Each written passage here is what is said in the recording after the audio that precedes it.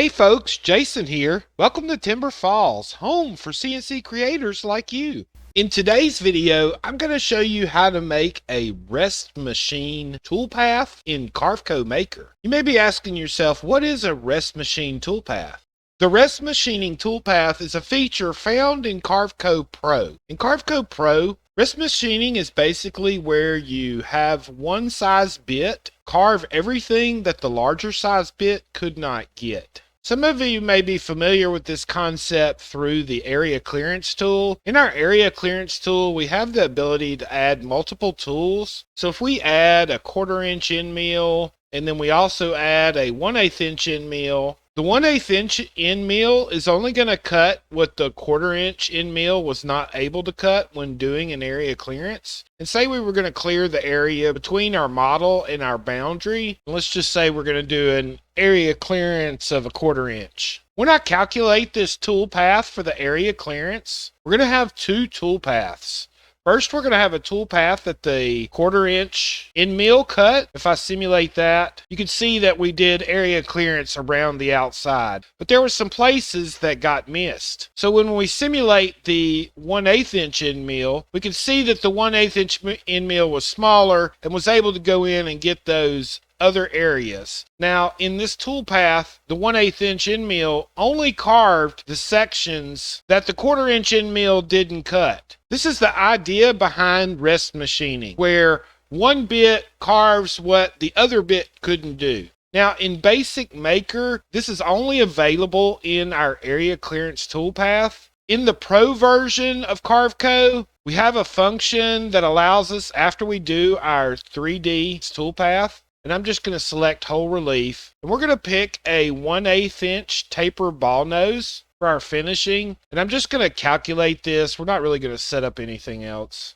When I simulate this model, there's a lot of stuff in here that the 1/8 inch end mill just wasn't able to get down and get into that detail. So the way rest machining works on the Pro version is we actually have a feature here called rest machining. In the 3D rest machining, it works on either area under selected vector or on the composite relief. You can simulate this using all toolpaths. We already have a machine relief toolpath, so we're going to use this simulating that machine relief toolpath. And then we have what's called a cusp tolerance. This is the measurement of material that we are looking for that the 1/8 inch bit was not able to cut. So basically, this measurement is anything underneath that 1/8 inch size down to the size that we would like to get it to. So when we do our rest machining and it looks at that model that we just created, it's going to create a new vector layer. And this new vector layer is called rest machining. And if I turn off all my other toolpaths except the rest machining, you can see that it went in and created these little vector circles. And this is basically everywhere that 1/8 inch bit could not get, but the 1/16 bit or smaller bit may able to get. So these are all the areas underneath this cusp size that the 1/8 inch bit couldn't get.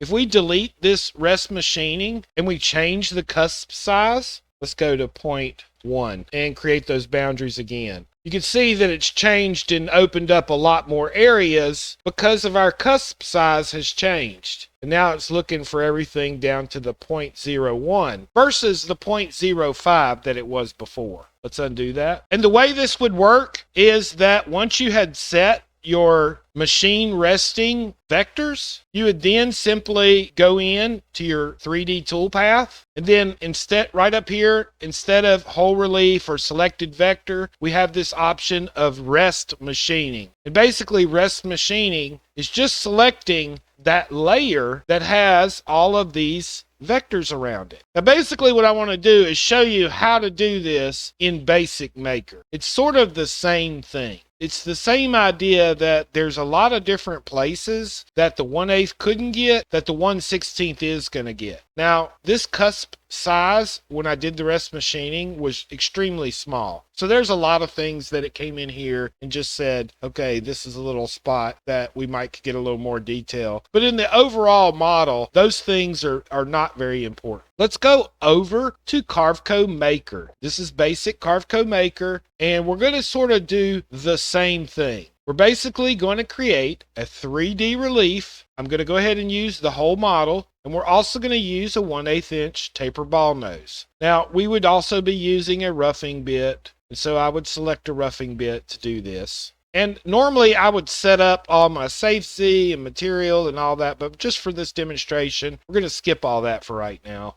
Okay, now that our tool pathing is done, we're just going to simulate our tool path. Grab our little polyline tool over here, and we're going to go over the areas that we would like to recarve. For this demonstration, most of it is in the roses. The roses are the part that didn't really get carved that well. So all I'm going to do is sort of draw and I'm holding my left mouse button down so I can just draw without actually putting any nodes down. When I get around here to the very end, I am going to let go of it and then just click right here on the end of this line to form a closed loop vector. And we want to make sure that we have our add to existing line checked over here so that it closes that vector when we close that line. So we're basically just going to draw around the areas that we feel like needed the most attention or areas that need more detail. So I'm going to select a few areas here, and I'm being very generalistic. We're not going in and doing a bunch of little circles and stuff. You could do that, but it would take quite a bit of time. Just doing this is fairly easy and fairly quick.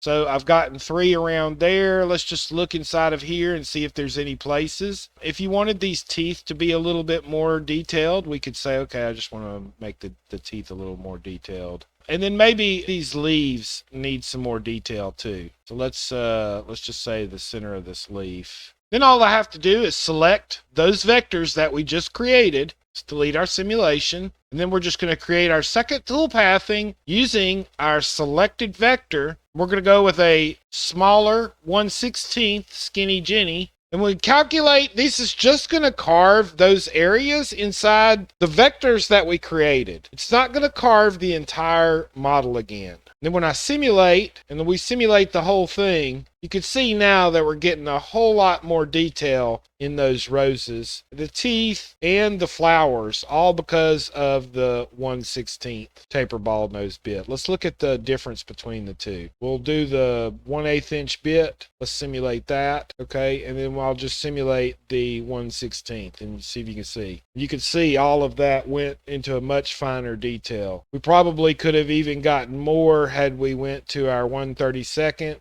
which is a very tiny bit. Simulate that, even a little bit more resolution there. So that's it. So basically that's how our pro version of machine resting works. It can easily be replicated in Carveco Maker. Using this method will help with detail in your models and create better reliefs. And here's our finished carved relief.